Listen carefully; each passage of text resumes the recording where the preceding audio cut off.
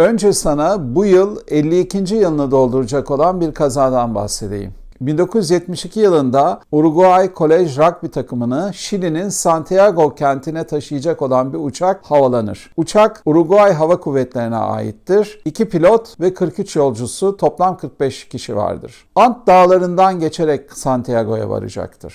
Ancak Ant Dağları üzerinde çok şiddetli bir türbülansa yakalanır ve uçak düşer. Yoğun karla kaplı dağlık bölgede ilk etapta mucizevi biçimde 27 kişi kurtulur. Tarih 13 Ekim 1972'dir. Arama kurtarma çalışmaları sonuçsuz kalır ve karlar eriyene kadar ara verilir. Hikaye bu 27 kişinin dondurucu soğukta açlıkla mücadele ederek hayatta kalma savaşıdır. Burada herhangi bir sürpriz bozan vermemek için hikayenin sonunu ve hikayedeki çok önemli bir gelişmeyi anlatmıyorum. Bu kaza o tarihte dünya kamuoyunu çok meşgul etmişti. Zaten dünyadaki birçok kişinin en çok bildiği uçak kazalarından biri. Kazadan 4 yıl sonra 1976 yılında bir film çekildi. Survive. Türkiye'de 1977 Şubat'ında Yaşamak Çabası adıyla oynatıldı. Hatta ben o filmi Atlas Sineması'nda seyretmiştim.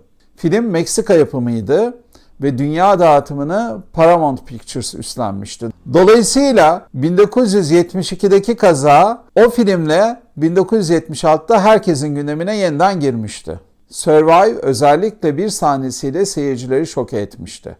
Sonra 1993 yılında Alive adlı Hollywood yapımı yeni bir film çekildi. Daha büyük bütçeli, daha uzun süreye sahipti. Ve o filmin üzerinden 30 yıl geçtikten sonra şimdi 2023 yılında İspanyol yönetmen Joda Bayona'nın filmi Kar Kardeşliği ile bu kaza yeniden gündemimize girdi. Bayona bu filmde esas olayın öncesi ve sonrasını detaylandırarak tam 144 dakikalık bir film çekmiş. Tabii ki günümüz dijital teknolojisiyle çok daha etkili sahnelerle karşı karşıya kalacaksın. Film, insanların hayatta kalma içgüdüsünü inanılmaz bir sağlamlıkla anlatıyor ve tartıştırıyor. Tartıştırdığı şeyler arasında inanç, tanrı, ölümle ilişki var ki seyirciler bu konularda zor sorularla karşı karşıya kalıyor. Tabii ki esas kalbimizi vurduğu yer ise arkadaşların birbirleri için yaptıkları fedakarlıklar ve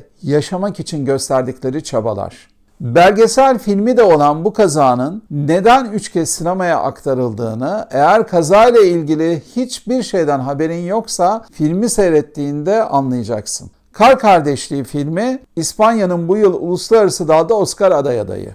Eğer konu ilgini çekerse ben diğer 2 filmi de seyretmeni öneriyorum.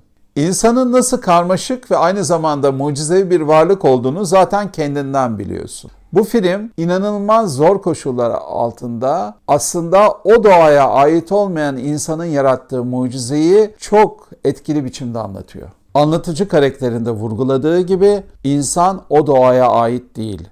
Dondurucu soğukta açlık ve hastalıklarla baş başa kalmak insanın kaybedeceği bir savaş aslında. Ama bu savaştan sağ çıkabilmek için akla hayale gelmedik kararlar almak aslında insanın kendi vicdanıyla çarpışması da demek. Film işte tam da bu noktada hikayeyi son derece isabetli anlatıyor. Yılın en çok ses getirecek filmlerinden olan Kar Kardeşliği Netflix'te gösterimde.